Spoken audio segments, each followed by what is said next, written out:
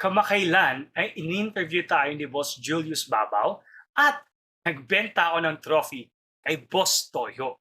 Gusto mo bang malaman ang behind the scenes? Ano pang hinihintay niyo? Tara na, atong alamin.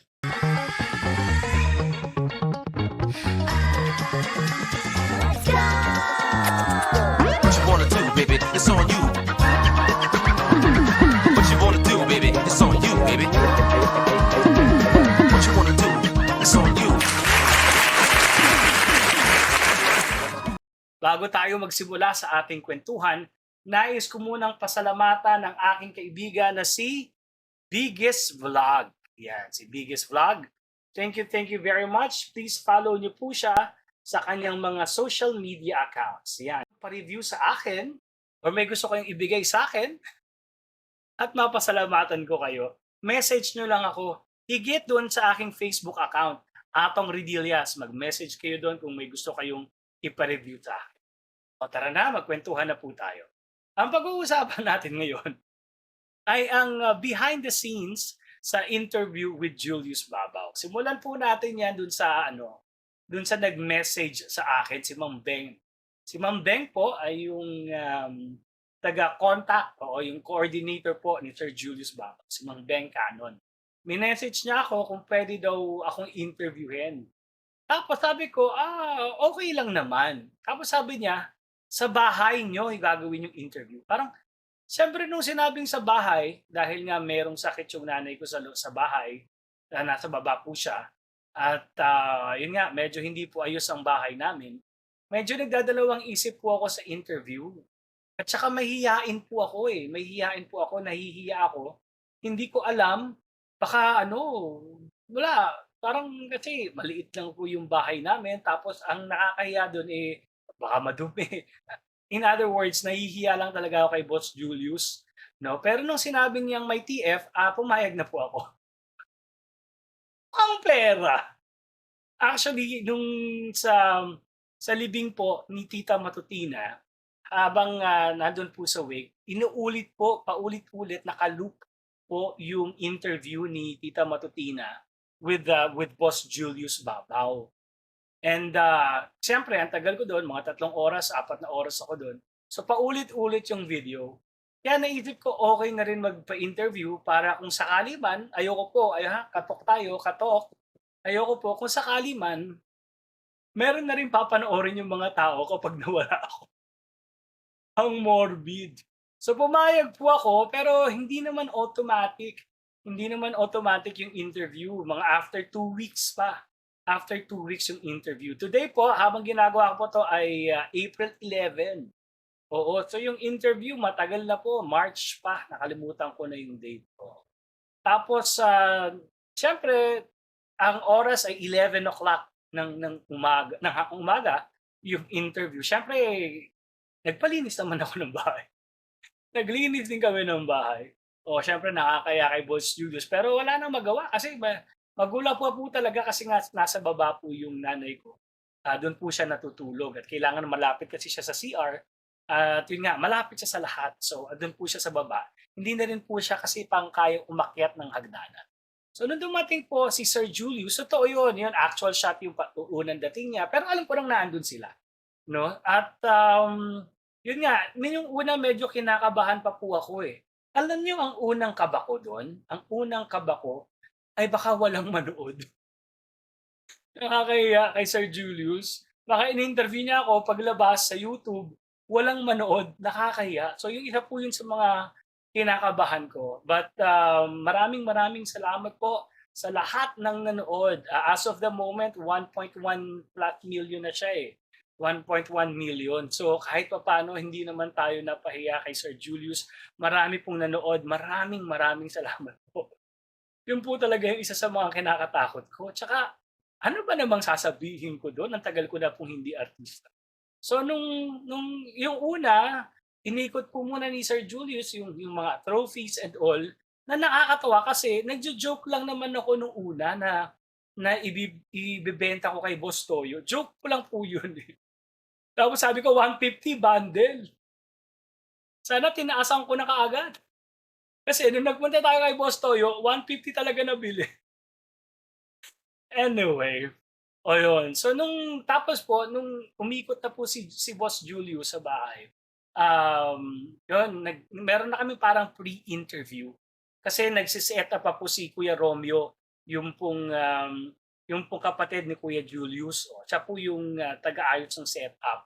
So nakalagay yung mga camera. Sa umpisa pa lang bilib na ako kay Sir Julius kasi si Sir Julius talaga yung tumitira ng mga shots, eh. Dalawa lang po sila ng kuya niya tapos si Ma'am Beng. So apat po sila lahat-lahat na pumunta dito sa bahay. Napaka-importante po ng pre-interview sa akin ni Boss Julius. Kasi ano nagkukuwentuhan na po kami bago yung start ng interview. So may mga napagkuwentuhan na kami na parang nagustuhan niya na nung oras ng interview, tinanong niya ulit. Siyempre, artista ako, kunyari, first time. Oo, pero yun nga po, ang maganda po kasi kay Sir Julius, interesado talaga siya. Oo, gusto niya talagang malaman. Hindi peke, yung kasi po alam niyo ang daming beses ko na rin po na-interview. Marami pong mga nag-i-interview gusto lang pag-usapan yung mga alam niyo na, yung pag-uusapan, yung papanoodin. Oo, si Sir Julius gusto niya talagang malaman yung kwento. Oo, hayaan ka niyang magkuwento, bahala na lang siyang mag-edit, bahala na lang siyang mag-edit. So, napakahalaga po nung pre-interview na yun kasi kumbaga ako, parang gumaang na kaagad yung loob ko kung ano man yung, kaba na nararamdaman ko. Lalo kay Kuya Romeo, yung kapatid ni Boss Julius, nagkukuwentuhan pa lang kami, ang lakas na ng tawa, eh. Kaya nung interview sabi ko, masaya 'to, magko-comedy ako dito kasi tumatawa na kaagad si Kuya Romeo. Si Kuya Romeo talaga yung malakas tumawa, eh. Tumatawa na kaagad sila. Eh, bilang isang komedyante po, kapag nakakapatawa ka na, yun yung nakaka-addict. Sa totoo lang po bilang isang komedyante, ang nakaka-addict po sa isang komedyante, eh, yung tawa. Iba yung saya na dinudulot ng tawa. Eh, sa umpisa pa lang nung interview tumatawa na sila, eh. So yun, naging comfortable po ako dun sa interview at nakakaisip po ako ng kalokohan dahil alam ko nga tatawa sila. Oo, normally hindi naman po talaga ako gano'n na puro kalokohan. At, salamat po sa mga nagsabing natawa po sila, maraming maraming salamat. Sa mga nagsabi naman pong hindi sila natawa, ang corny ko, napakawala sa timing, bastos, kasi nagjo-joke habang kinakausap, gano'n po siguro talaga. Depende po siguro yon sa nanonood. Yung kaibigan ko nga, si Jennifer Ilustre, sabi niya, "Uy, pinanood ko yung interview mo, ang corny mo, ah." Kilala ko kasi yung tao. So nung sinabi niya sa akin, "Ang corny mo," hindi ako nasaktan kasi alam niya na yung mga jokes ko, eh. Alam niya na kung paano ako magpatawa, eh. So kung corny sa kanya yon, okay lang. Okay lang naman yon. Kasi yun nga, hindi naman sigurado kung nakakatawa yung sasabihin mo o hindi. Kaya sabi ko nga, ang mga comedians matatapang 'yan. Kasi kahit hindi nakakatawa yung joke nila, sasabihin pa rin nila.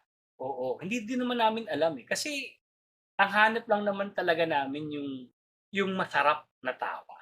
Ayan, so credit po talaga ito kay Boss Julius kasi talagang mahusay po siyang mag-interview at saka nakikinig kasi siya.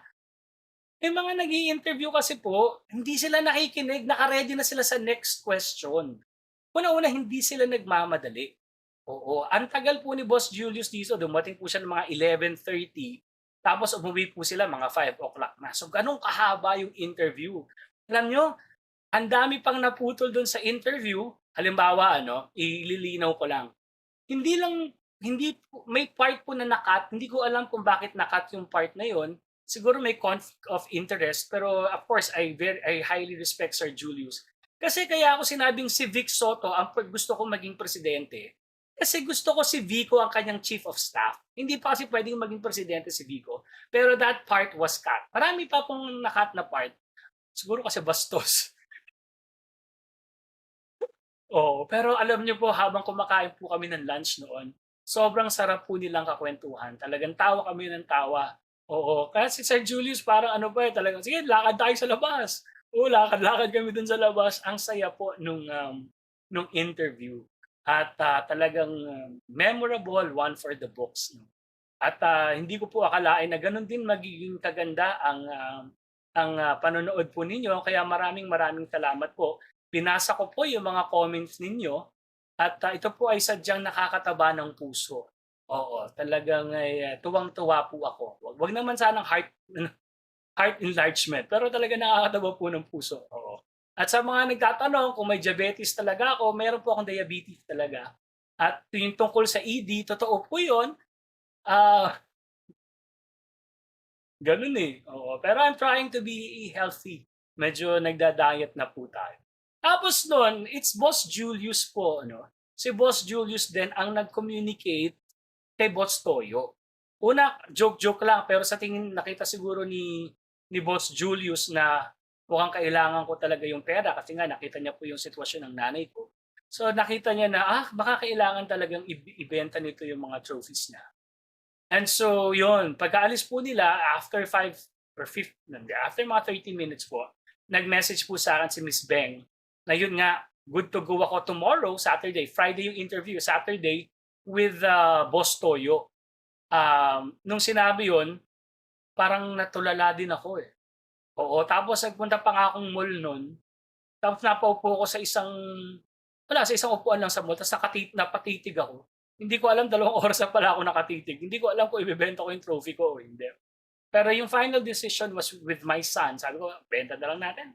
At kailangan ko din ng pera. At kasi para sa kanila dapat yun, eh. Pero sabi niya, Papa, ikaw na naman yun, eh. Yung na-achieve mo, ikaw na naman yun. Hindi naman mawawala sa'yo yun.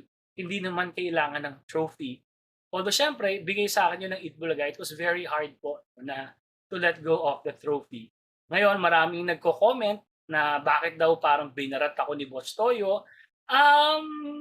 Kung tutuusin, ako pa ay masaya na sa nakuha ko, 'no? At hindi naman po 'yun binarat kasi that's business po, eh, negosyo po 'yun, eh. Hindi lang po talaga ako magaling siguro makipag-negotiate. Hindi po ako magaling sa gano'n, o wala po akong talent sa gano'n. Kung malakas-lakas pa sana yung nanay ko, 'yun ako napakagaling tumawad 'no. Kapag sinabi ng tenderang 1,000 sasabihin nun 300 na lang. So hindi po tayo magaling makipag-negotiate. So maraming salamat din po kay Boss Toyo. I really needed the money and, yun at, ako ay pinaunlakan niya. Alam niyo nerbyos na nerbyos ako. Kaya ako nga sinama yung anak ko para may backup at may kausap ako pagpunta do'n 'no. Salamat din kay Miss Beng Canon 'no, na pinadala ni Sir Julius para samahan ako pagpunta kay Boss Toyo. Nung una nerbyos na nerbyos ako. Tapos after 15 or 10 minutes, dumating si Billie Joe Crawford. Sabay yon, isang araw lang po ginawa yon. So sumigaw na ako, from the bright lights, Yui! Ayun, hindi na ako kinabahan. Eh, mas mayaman sa akin yun, nagbebenta din eh.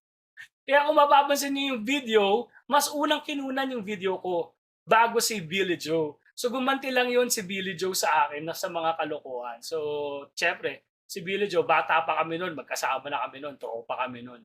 And yan, kung hindi dumating si Billie Joe noon, parang ang bigat ng pakiramdam ko. Pero nagbenta rin si Loco at saka ang ganda nung, nakaswerte talaga si Boss Toyo dun. Million-million yun, pwedeng bilhin ng dollars yun eh. $1,000,000 yung binenta ni Billie Joe, ang swerte ni Boss Toyo dun.